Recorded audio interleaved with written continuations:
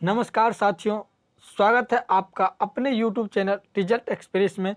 जैसा कि आप जानते हैं कि आपके लिए बिहार पुलिस का प्रीवियस ईयर का क्वेश्चन और प्रैक्टिस सेट लेकर आते रहते हैं दोस्तों। तो आज उन्हीं प्रीवियस ईयर क्वेश्चन में से एक प्रीवियस ईयर का क्वेश्चन लेकर आपके सामने आए हैं, जिसमें आज आपको हम 100 क्वेश्चन को डिटेल से सभी क्वेश्चन को डिटेल से देखेंगे, सभी कुछ सीखने का प्रयास करेंगे दोस्तों। इसका ये जो आपका बिहार पुलिस का प्रीवियस ईयर का देख रहे हैं दोस्तों, ये जो आपका एग्ज़ाम हुआ था दोस्तों 18 तारीख 9वां महीना 2016 को एग्ज़ाम हुआ था दोस्तों। इससे पहले जो एग्ज़ाम जो हुआ था दोस्तों 31/7/2016 को जो पेपर हुआ था दोस्तों, उसका प्रीवियस ईयर का क्वेश्चन हम करा चुके हैं दोस्तों। और अगर आप 31/7/2016 का प्रीवियस ईयर का क्वेश्चन नहीं देखे हैं दोस्तों, तो उसका लिंक आपको वीडियो के डिस्क्रिप्शन में मिल जाएगा दोस्तों, आप वहां से जाकर देख सकते हैं। और इससे पहले आपको हम बता देना चाहते हैं दोस्तों कि अभी तक बिहार पुलिस का जितना भी एग्ज़ाम हुआ है 2016 से पहले का टोटल वीडियो अपलोड हो चुका है। और आपका एग्ज़ाम से पहले आपको पूरा अभी तक मतलब जितना बिहार पुलिस का एग्ज़ाम हुआ है पूरा प्रीवियस ईयर का क्वेश्चन आपको चैनल पर मिल जाएगा दोस्तों। अतः जितने भी अभ्यर्थी हमारे साथ जुड़ चुके हैं, कृपया वीडियो को लाइक और चैनल को सब्सक्राइब कर लीजिए, साथ में वीडियो को अपने दोस्त लोग के साथ शेयर भी कर दीजिए। तो चलिए शुरू करते हैं आज के अपनी इस क्लास को और देखते हैं आज के पहले क्वेश्चन को, और सभी क्वेश्चन को डिटेल से देखेंगे दोस्तों। कहता है राष्ट्रपति डॉक्टर APJ अब्दुल कलाम की आत्मकथा का शीर्षक है दोस्तों। आत्मकथा का शीर्षक क्या है दोस्तों? ये जो डॉक्टर APJ अब्दुल कलाम की आत्मकथा का शीर्षक क्या है दोस्तों? तो इसका आपका सही आंसर हो जाएगा दोस्तों, ये जो इसका सही आंसर विंग्स ऑफ फायर। आप देख रहे हैं दोस्तों 1-2 में टिक पहले से लगा हुआ है दोस्तों ब्लैक पेन से, उसके लिए माफ़ी चाहते हैं दोस्तों। इसका आंसर हो जाएगा विंग्स ऑफ फायर। चलिए अगले क्वेश्चन की तरफ बढ़ते हैं। कहता ब्याज दर निर्धारित की जाती है दोस्तों, ब्याज दर निर्धारित की जाती है दोस्तों। तो ये जो है वाणिज्य बैंकों के द्वारा जो होता है ये ब्याज दर निर्धारित की जाती है दोस्तों। और ये एक वित्तीय संस्था है, वाणिज्य बैंक एक वित्तीय संस्था है जो मुद्रा तथा साख में व्यापार करती है। यह न केवल मुद्रा को लोगों में जमा के रूप में स्वीकार करती है, बल्कि आवश्यकता पड़ने पर उद्यमियों तथा साहसियों को उधार भी देती है और ब्याज दर का निर्माण भी करती है। और ब्याज जो होता है वो लेता है और साहसिक व्यक्ति को जो कि भविष्य में परिश्रम करके इसको जो ऋण है वो चुका दे इस जमा पूंजी को, तो उसको ये ऋण भी प्रदान करती है वाणिज्य बैंक। चलिए अगले क्वेश्चन की तरफ बढ़ते हैं और तीसरे नंबर क्वेश्चन है दोस्तों। कहता सक्सेस में वृद्धि का अर्थ है दोस्तों। वृद्धि का अर्थ क्या है दोस्तों इसमें?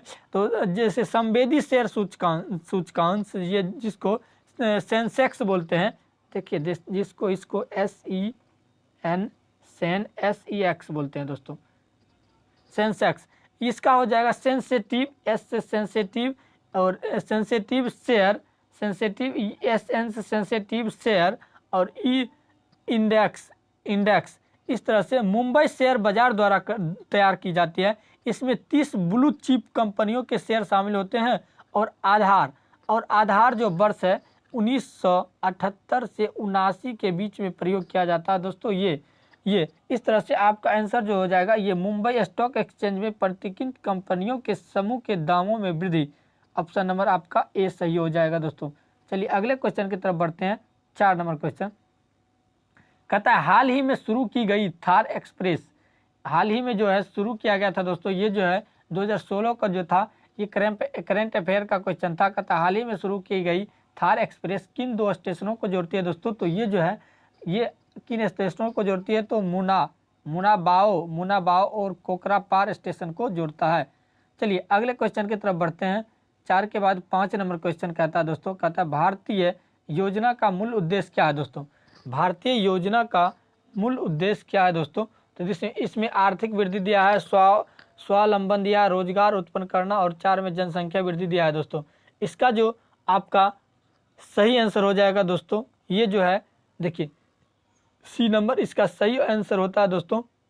देखिए इससे पहले इसको थोड़ा नीचे स्क्रॉल करते हैं दोस्तों, और ये देखिए 1, 2 और 3 यानी कि और थोड़ा नीचे करते हैं दोस्तों 1, 2 और 3। देखिए ये आर्थिक वृद्धि करता है, ये स्वावलंबन करता है और रोजगार करता है दोस्तों। ये 1, 2, 3 आपका सही हो जाएगा, ऑप्शन नंबर सी। चलिए अगले क्वेश्चन की तरफ बढ़ते हैं दोस्तों, 5 के बाद 6 नंबर कहता है किसी लिफ्ट में रखे गए भार मापक यंत्र के ऊपर एक 80 केजी का व्यक्ति खड़ा है। जैसे कि किसी लिफ्ट में रखे हुए भार मापक यंत्र के ऊपर जो कि भार मापता है 80 केजी का एक व्यक्ति जो है खड़ा है दोस्तों।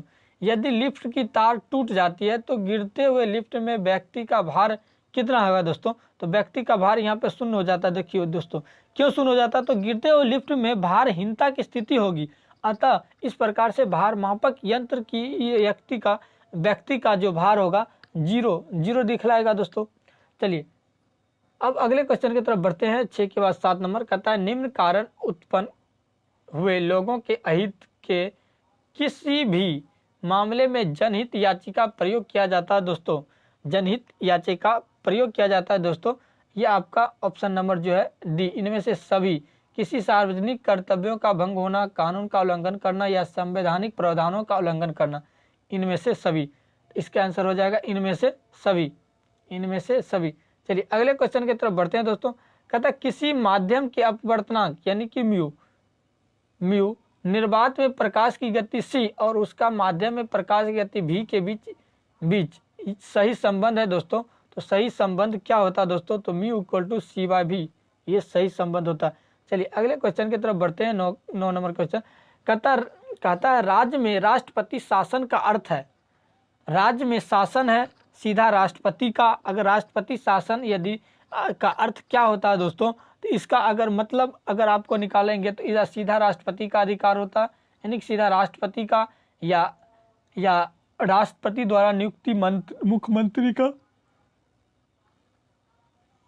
या काम चलाओ सरकार या राज्य के राज्यपाल का। तो ये राज्य के राज्यपाल का। चलिए अगले क्वेश्चन की तरफ बढ़ते हैं। 10 नंबर क्वेश्चन है जो आप बाजार में 24 कैरेट या 22 कैरेट का सोना देखते हैं, जैसे 18 कैरेट का सोना जो बाजार में उपलब्ध हो उसमें होगा दोस्तों क्या क्या होगा? 82 भाग सोना एवं 18 भाग दूसरा धातु होगा। इसका सही आंसर होता है दोस्तों 18 भाग इसमें आपको सोना मिलेगा और 6 भाग जो है दोस्तों ये आपका दूसरा भाग मिलेगा दोस्तों, दूसरा धातु का भाग मिलेगा। और यही जो होता है शुद्ध सोना होता है एक तरह से 22 यानी कि 24 कैरेट का सोना होता है दोस्तों। यदि 24 कैरेट का पूरी अगर 24 कैरेट का यदि सोना होगा दोस्तों तो वो सोना बन ही नहीं सकता है आभूषण उससे, ठीक है दोस्तों। इसलिए कुछ जो होता है कुछ भाग दूसरा धातु मिलाया जाता है। चलिए अगले क्वेश्चन की तरफ बढ़ते हैं। 10 के बाद 11 नंबर कहता है निम्न में से कौन मौलिक अधिकार नहीं है दोस्तों? तो ये जो है धार्मिक स्वतंत्रता का आधार जो है मौलिक अधिकार है, समानता का अधिकार मौलिक अधिकार है, विचारों का व्यक्ति का अधिकार मौलिक अधिकार है, और ये जो आपका दिख रहा है समान अधिकारियों के लिए सभी पुरुष एवं सभी महिलाओं को समान वेतन, ये जो है मौलिक अधिकार नहीं है दोस्तों। चलिए अगले क्वेश्चन की तरफ बढ़ते हैं और क्वेश्चन नंबर 12 की तरफ कहता है संतोष ट्रॉफी का संबंध किस खेल से है दोस्तों? तो ये संतोष ट्रॉफी का खेल दोस्तों फुटबॉल से है दोस्तों। किससे है? फुटबॉल से है दोस्तों। अगला नेक्स्ट क्वेश्चन है कहता है मध्य प्रदेश की एक आदिवासी महिला सर्वोच्च न्यायालय को यह टेलीग्राफ करती है कि पुलिस ने उसे गैर कानूनी ढंग से हिरासत में रखा है। सर्वोच्च न्यायालय निम्न में से कौन सा रिट जारी करेगा ताकि महिला का कल्याण हो सके दोस्तों? इसका तो ये देखिए बंदी, ये एक प्रत्यक्षीकरण है, एक बंदी प्रत्यक्षीकरण, इसका आंसर तो हो ही जाएगा दोस्तों। अब देखिए बंदी प्रत्यक्षीकरण क्या है दोस्तों? यह लेख या याचिका उस व्यक्ति की प्रार्थना पर जारी किया जाता है दोस्तों जो दावा करता है, जो क्या करता है दोस्तों, ये क्या बंदी प्रत्यक्षीकरण जो दावा करता है कि उसे अवैध रूप से बंदी बनाया गया है या उसके द्वारा अगर ऐसा न्यायालय में बंदी बनाने वाले अधिकारी को यह आदेश दिया जाता है कि बंदी बनाए गए व्यक्ति को निश्चित समय और स्थान पर उपस्थित करे जिससे वह बंदी बनाए गए जाने के कारण पर विचार कर सके तथा वो अपने दोष सिद्धि न होने पर उसे तुरंत जो है स्वतंत्र घोषित किया जा सके। चलिए अगले क्वेश्चन की तरफ बढ़ते हैं। क्वेश्चन नंबर 14 कहता है डैश के परिवर्तन से वायु में ध्वनि की गति में परिवर्तन नहीं होता दोस्तों। तो ये वायु दाब के परिवर्तन से वायु में ध्वनि की गति में परिवर्तन नहीं होता दोस्तों।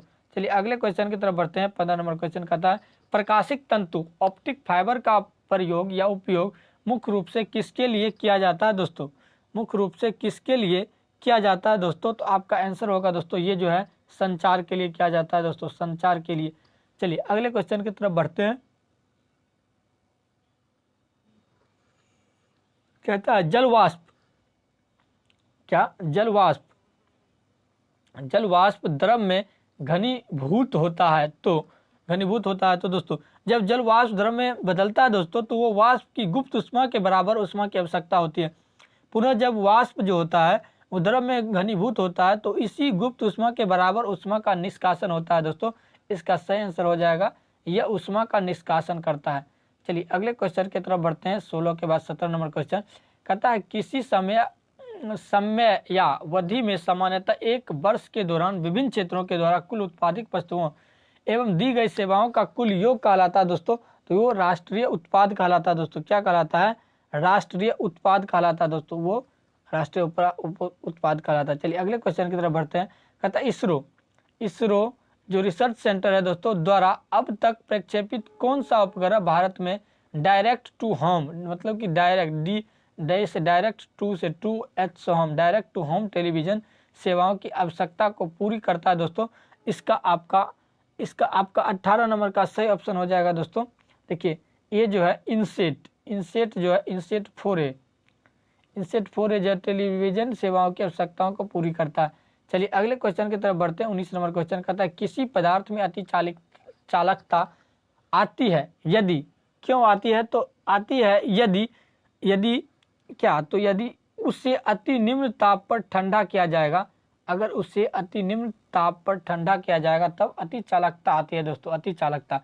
चलिए अगले क्वेश्चन की तरफ बढ़ते हैं। 20 नंबर का एल्युमिनियम का बना ट्रे जिसमें चाय एवं खाना परोसा जाता है कुछ रंगों से रंगा जाता है। ऐसा करने के लिए उस पर विद्युत धारा प्रवाहित होती है जिससे उस पर एल्युमिनियम ऑक्साइड का परत चढ़ जाता है जो रंगों को आवेशित करता है। विधि को क्या कहते हैं दोस्तों? तो एक गैल्वेनीकरण होता है दोस्तों ये, और एक होता है एनीलिंग या एनोडाइजेशन एक सेरेल। तो इसका आपका सही आंसर दोस्तों क्या हो जाएगा दोस्तों? ये आपका सही आंसर हो जाएगा। देखिए इसका तो सही आंसर गैल्वेनीकरण होगा दोस्तों। और आप ये 9th और 10th दोनों में पढ़े हैं और 11th में भी पढ़े हैं दोस्तों। चलिए अगले क्वेश्चन की तरफ बढ़ते हैं। 21 नंबर क्वेश्चन है, कहता है सूची 1 को सूची 2 से सुमेलित करें। यानी कि लैंगरहैंस की द्वीपिका सूची 1 से अगर इसको मिलाएंगे दोस्तों तो ये आपका सही आंसर दोस्तों, ये आपका सही आंसर जो होगा दोस्तों आपका ऑप्शन नंबर आपका बी हो जाएगा दोस्तों। और आप ये जो है ऑप्शन नंबर बी आप मिला लीजिए। चलिए अगले क्वेश्चन की तरफ बढ़ते हैं। कहता है परमाणु विस्फोट में काफ़ी अधिक ऊर्जा निकलती है, इसके क्या कारण है? काफ़ी अधिक ऊर्जा निकलने के क्या कारण है दोस्तों? अगर आपको पता है दोस्तों तो कमेंट करके बताइए और आप वीडियो को अंत तक जरूर देखें दोस्तों, क्योंकि बिहार पुलिस में अब जो है कंपटीशन का दौर है और यहाँ पे जो है क्वेश्चन जो है दोस्तों रिपीट करने लगा है यहाँ से, क्योंकि ये आपको हम कहाँ से तो 2010 से ही आपको प्रीवियस ईयर का क्वेश्चन बता रहे हैं दोस्तों। चलिए इसका आपका सही आंसर हो जाएगा परमाणु विस्फोट काफ़ी ऊर्जा निकलती है, इसके क्या कारण है दोस्तों? तो आपका सही आंसर ऑप्शन नंबर इसका डी हो जाएगा दोस्तों, द्रव्यमान का ऊर्जा में रूपांतरण। चलिए अगले क्वेश्चन की तरफ बढ़ते हैं। 23 नंबर कहते हैं यदि किसी वस्तु का वेग 3 गुना बढ़ जाए तो इसकी गतिज ऊर्जा डैश बढ़ जाएगी दोस्तों। तो देखिए दोस्तों, तो देखिए हम जानते हैं कि गतिज ऊर्जा बराबर क्या होता है दोस्तों। देखिए गतिज ऊर्जा बराबर यानी कि K 1/2 mv²। कहता है यदि किसी वस्तु का वेग 3 गुना बढ़ा दी जाए, यानी कि v का वैल्यू जो है 3 गुना बढ़ा दिया जाए तो इसकी गतिज ऊर्जा दोस्तों, तो अगर मान के चलिए 3 गुना बढ़ जाता है तो 1/2 अगर 3 v का जो है दोस्तों, तो v का स्क्वायर आ जाएगा दोस्तों, तो इक्वल टू 1/2 यानी कि 1/2 mv², यानी कि 9 गुना बढ़ जाता है दोस्तों, यानी कि 9 गुना बढ़ जाता है दोस्तों। आपका सही आंसर हो जाएगा 9 गुना बढ़ जाता है। चलिए अगले क्वेश्चन की तरफ बढ़ते हैं। 24 नंबर कहता है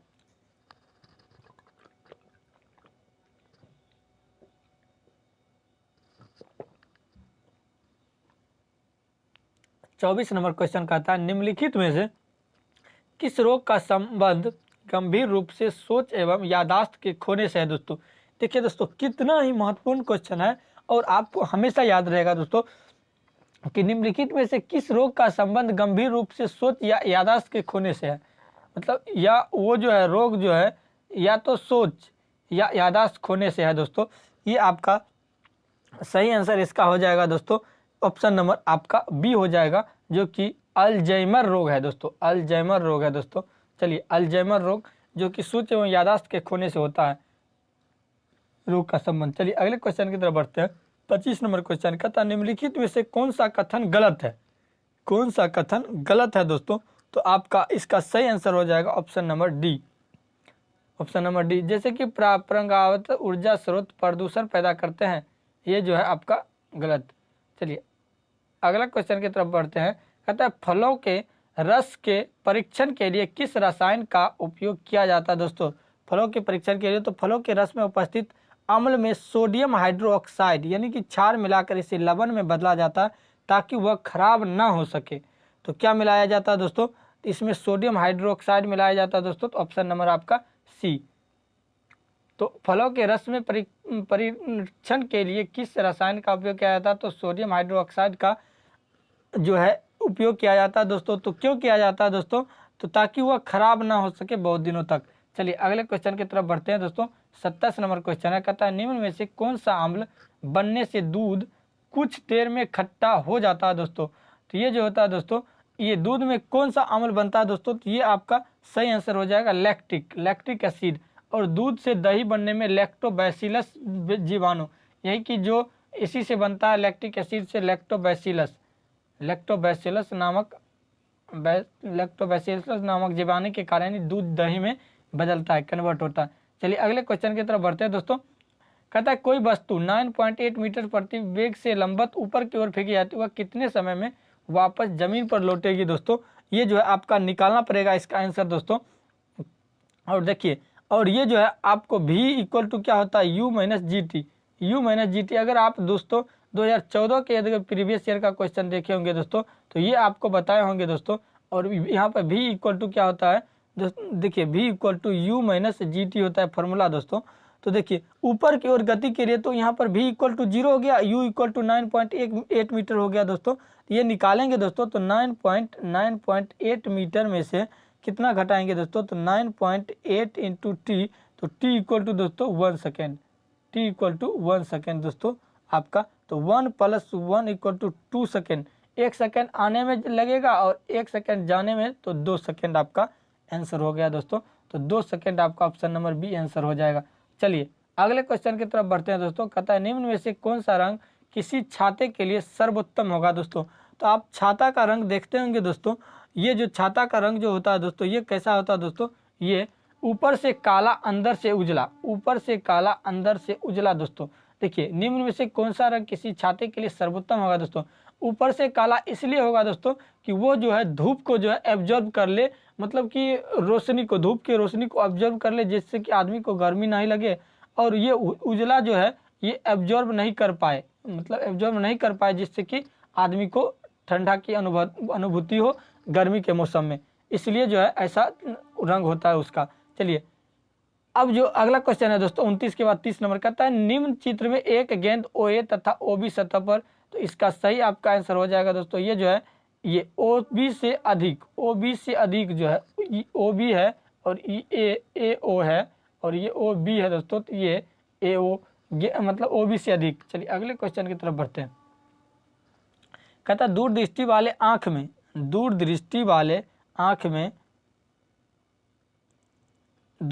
वाले आँख में अब आपको इसमें से कौन सा आंसर जो है सही है दोस्तों। तो दूरदृष्टि वाले आँख में क्या दोस्त होता है, तो रेटिना के पीछे, दूरदृष्टि में जो दोस्त होता है दोस्तों, रेटिना के पीछे प्रकाश किरणें अभिसारित होती है दोस्तों, इसी कारण दूरदृष्टि दोष होता है दोस्तों। अगर दूरदृष्टि में यदि निवारण की बात की जाएगा दोस्तों, तो आपको बता चुके हैं दोस्तों पिछले वीडियो में कि दूर है तो इसमें एक शब्द, एक यहाँ इसमें दूर में 2 शब्द है, तो एक शब्द बढ़ाकर लेंस से यूज किया जाएगा, यानी कि उत्तल लेंस उपयोग में जब इसका निवारण किया जाएगा। जब अगर निकट दृष्टि दोष रहता दोस्तों, तो निकट में जो है आपका कितना, निकट में आपका 3 लेटर है, तो 1 लेटर बढ़ाकर यानी कि अवतल, यानी कि 4 अवतल लेंस का उपयोग किया जाता है दोस्तों। इस ट्रिक से आपको याद रहेगा हमेशा। चलिए अगले क्वेश्चन की तरफ बढ़ते हैं। कहता लाइफ लाइन एक्सप्रेस क्या है दोस्तों, लाइफ लाइन एक्सप्रेस क्या है दोस्तों। तो ये जो है दोस्तों लाइफ लाइन अगर एक्सप्रेस की बात किया जाएगा दोस्तों, तो ये भारत में कार्यरत रेल पर प्रथम हॉस्पिटल है दोस्तों, भारत में कार्यरत रेल पर प्रथम हॉस्पिटल है ये लाइफ लाइन एक्सप्रेस। चलिए अगले क्वेश्चन की तरफ बढ़ते हैं और कहता है 33 नंबर, कहता है यूरेनियम का कौन सा आइसोटोप न्यूक्लियर रिएक्टर में होने वाले श्रृंखला प्रतिक्रिया को जारी रखने की क्षमता रखता है दोस्तों। ये जो है यूरेनियम 235 यूरेनियम का एक आइसोटोप है जो न्यूक्लियर रिएक्टर में होने वाली श्रृंखला प्रक्रिया को जारी रखता है दोस्तों। ऑप्शन नंबर ये जो है ऑप्शन नंबर सी हो जाएगा सही। चलिए अगले क्वेश्चन की तरफ बढ़ते हैं और 34 नंबर क्वेश्चन है, कहता है मॉडेम एक हार्डवेयर युक्ति है जो अंतर्राष्ट्रीय इंटरफेस है किसका, तो ये आपका सही आंसर हो जाएगा दोस्तों इसका ऑप्शन नंबर बी, जो टेलीफोन लाइन एवं कंप्यूटर यंत्र से है, जो कंप्यूटर यंत्र से एवं टेलीफोन लाइन से है। चलिए अगले क्वेश्चन 35 नंबर क्वेश्चन की तरफ बढ़ते हैं, कहता है कंप्यूटर का प्रसंस्करण वेग यानी कि प्रोसेसिंग स्पीड मापा जाता है दोस्तों, किसमें मापा जाता है दोस्तों, तो कंप्यूटर के कार्य करने की गति मेगाबाइट में मापा जाता है, मेगाबाइट में, एमबी में यानी कि मेगाबाइट में मापा जाता है दोस्तों। और एक एमबी बराबर दोस्तों, एक एमबी बराबर 1024 केबी यानी कि 1024 किलोबाइट बराबर एक एमबी होता है दोस्तों। और 1024 एमबी बराबर, अगर पूछा जाएगा 1024 एमबी बराबर दोस्तों, तो तब एक जीबी होता है दोस्तों, यानी कि एक गीगाबाइट होता है। चलिए अगले क्वेश्चन की तरफ बढ़ते हैं 36 नंबर, कहता डैश कंप्यूटर सॉफ्टवेयर का एक उदाहरण है दोस्तों, तो सीपीयू कंपेयर यानी कि कम्पैक्ट डिस्क तथा मॉनिटर कंप्यूटर के हार्डवेयर तथा यानी कि सीपीयू आपका आंसर हो जाएगा दोस्तों सीपीयू, परंतु माइक्रोसॉफ्ट ऑफिस सॉफ्टवेयर में आता है और माइक्रोसॉफ्ट ऑफिस ये जो है सॉफ्टवेयर में आता है। चलिए अगले क्वेश्चन की तरफ बढ़ते हैं, कहता है विटामिन के की कमी के कारण परिणाम स्वरूप डैश हो सकता है, मतलब कि कौन सा इसमें रोग हो सकता है दोस्तों, तो ये विटामिन के की कमी के परिणाम स्वरूप फिलोक्विनोन यानी कि फिलोक्विनोन होता है दोस्तों। अगर बात किया जाएगा तो कमी के कारण होता है जिससे शरीर के किसी भी भाग में चोट लगने पर रक्तस्राव के समय बनने वाला थक्का नहीं बन पाता, जिससे रक्तस्राव नहीं रुक पाता है, तो रक्तस्राव नहीं रुक पाता शल्य क्रिया के उपरांत रक्तस्राव। तो आपका 37 का ऑप्शन नंबर जो है आपका कितना सही हो जाएगा दोस्तों, ऑप्शन नंबर डी सही हो जाएगा, जो शल्य क्रिया के उपरांत रक्तस्राव को नहीं रोक पाता। चलिए अगले क्वेश्चन की तरफ बढ़ते हैं। 38 नंबर कहता है पृथ्वी की सतह से तुल्यकाली उपग्रह की ऊंचाई है दोस्तों, उपग्रह की ऊंचाई कितनी है दोस्तों, तो ये आपका सही आंसर हो गया दोस्तों, इसका जो ऊंचाई है आपका 36,000 किलोमीटर है, 36,000 किलोमीटर। चलिए अगले क्वेश्चन की तरफ बढ़ते हैं, कहता सिराजुद्दौला की हार डैश के युद्ध में हुआ था दोस्तों, सिराजुद्दौला का जो हार हुआ था दोस्तों ये डैश, तो प्लासी के युद्ध में दोस्तों हुआ था, प्लासी के युद्ध में। और देखिए ये जो है 1757 ईस्वी में रॉबर्ट क्लाइव के नेतृत्व में अंग्रेजों ने बंगाल के नवाब सिराजुद्दौला, ये कहाँ के सिराजुद्दौला जो थे ये बंगाल के नवाब थे दोस्तों, बंगाल के नवाब थे ये सिराजुद्दौला, और बंगाल के नवाब सिराजुद्दौला यानी कि सेनापति मीर जाफर के विश्वासघात के कारण बिना किसी खास युद्ध के हराया एवं अंग्रेजों की शासन की नींव डाली। इसका जो था मतलब बिना किसी मतलब विश्वासघात के कारण जो था सेनापति मिर्जा जाफर के विश्वासघात के कारण जो है ये प्लासी के युद्ध में जो है हार गया था दोस्तों।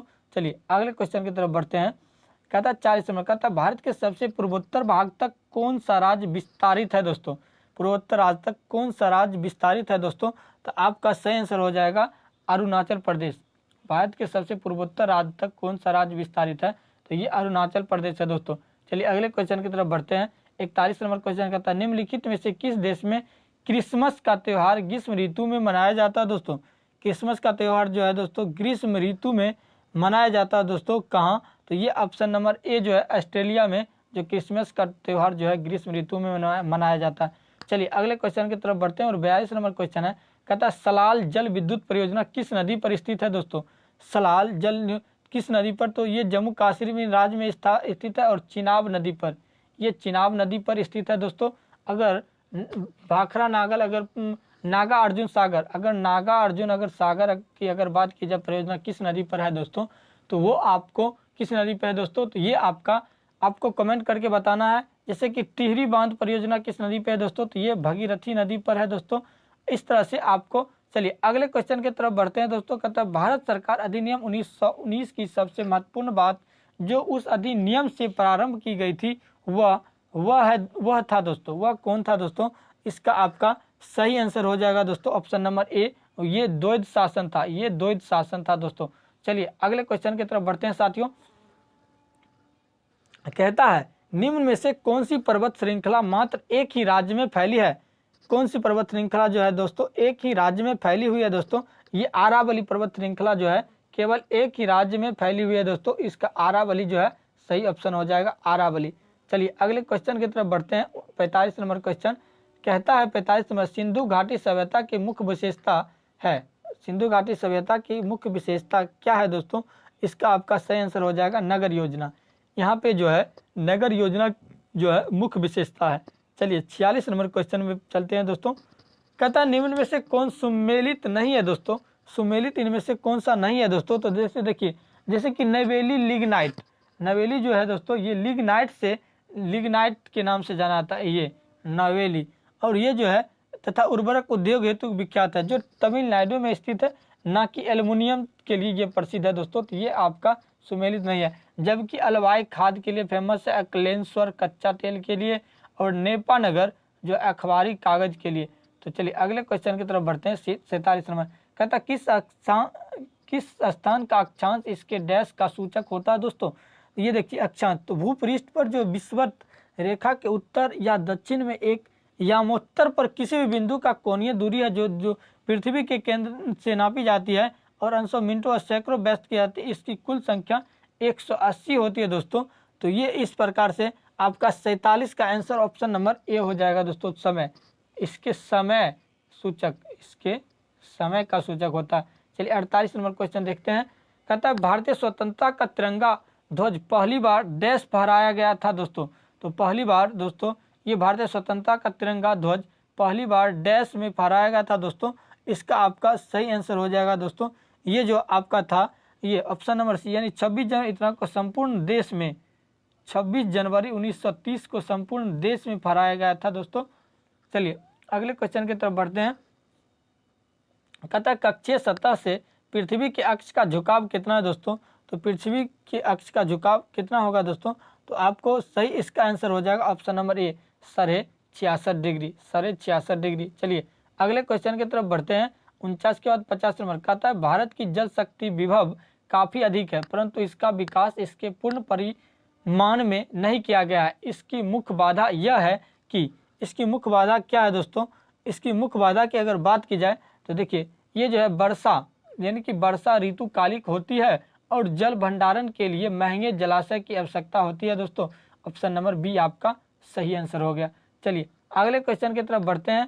कहता है उर्वशी नामक साहित्यिक कृति के रचनाकार के नाम को चुने।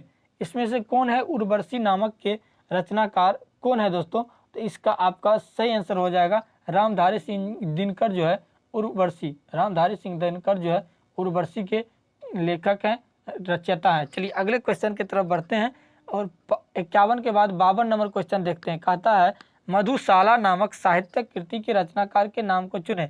यहाँ पे मधुशाला है, वहाँ पर साहित्यिक था, वहाँ पे यहाँ पे मधुशाला यानी कि मधुशाला। तो देखिए मधुशाला जो है नामक कृति के रचनाकार अगर बात की जाएगा दोस्तों, ये हरिवंश राय बच्चन, हरिवंश राय बच्चन जो अमिताभ बच्चन के पिता, अमिताभ बच्चन के पिता, चलिए हरिवंश राय बच्चन जो है वही है मधुशाला नामक साहित्यिक कृति के रचनाकार, यही है हरिवंश राय बच्चन।